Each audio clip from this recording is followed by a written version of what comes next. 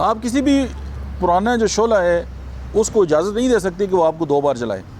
बात का मतलब ये है कि एक आपने बुरी खबर सुनी और उसके बाद आपका दिल खफा हुआ, और आप जब भी जो है उस बात को याद करते हैं और वो फिर आपका दिल खफा होता है, तो इसका ये मतलब हुआ कि आपने एक ऐसे शोले जो है आपके पास रखा हुआ है पुराना, जो बार बार आप उसको सुलगा रहे हैं और वो बार बार जो है वो आपको जला रहा है। तो सिंपल ये बात है कि अगर कोई एक बुरी खबर आप तक आती है और उसने आपको एक बार हर्ट कर दी है, तो अल्लाह का शुक्र अदा करें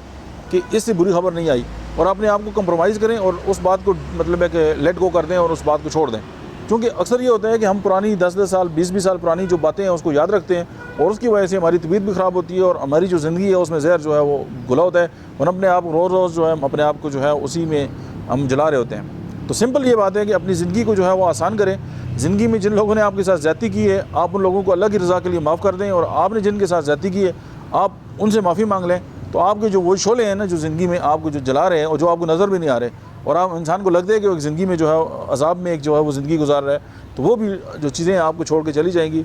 सिंपल ये है कि किसी भी पुरानी जो फ्लेम है उसको ये इजाज़त न दें कि वो आपको बार बार जलाता फिरे। Thank you very much.